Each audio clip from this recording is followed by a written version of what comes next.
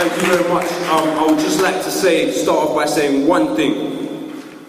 Nobody should expect Muslim people in this country to feel no affinity towards their brothers and sisters dying every single day in Iraq, towards no form of kinship towards the 1.4 million people who have been made refugees in Pakistan by Obama's bombs. You cannot expect Muslim people to feel no kinship towards their brothers and sisters in occupied Palestine, and you cannot expect Muslim people to feel no affinity towards their brothers and sisters in Afghanistan. Now, we cannot look at anything without taking into account its history.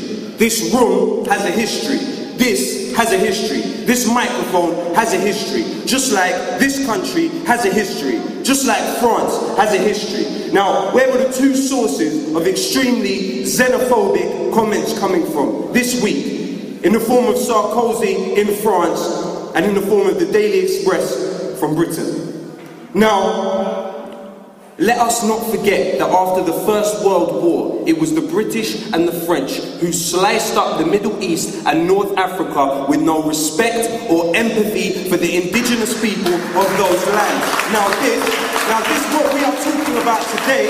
What we are talking about today is not a problem in Britain. It is a problem with the world. It is a problem of imperialism. It is a problem of a system which places importance and places priority on big business ahead of human life. Now, it just so happens that the human lives we are talking about at the moment are predominantly Muslim. That is the case now. So, colonization is not finished. Flags have just been replaced by huge, big corporations. This is what we're dealing with, and we're not stupid, and we should never fool ourselves about this.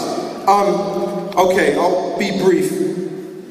One point I would like to make is that we have certain parts of the media, not all of the media, certain parts of the media which act with very right-wing interests. So it's within their interest to demonize and dehumanize Muslim people. Full stop. Full stop. When you dehumanize a person, you can justify any crime you carry out upon them because they are not human and they are not the same as you. So you'll notice what they'll point out is physical differences. This is what they will try and make you feel passionately about. But really, it's not the physical difference, it's not the ideology, and it's not the faith that they have a problem with. It's the politics. Because they understand, they know deep down that Muslim people are angry and should be angry. This is what they have a problem with, and this is what they're afraid of. So they'll try and point out to you the physical differences, but they couldn't care less. They couldn't care less how a nun dresses. They couldn't care less how a Jewish man dresses. So why is it Muslims?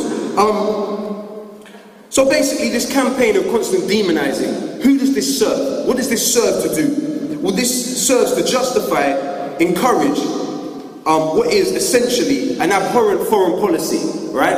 And in the wider scheme, it serves to exonerate any blame. So when you hear these words, like 1 million Iraqi people dead, you are desensitized to the word Iraqis dead.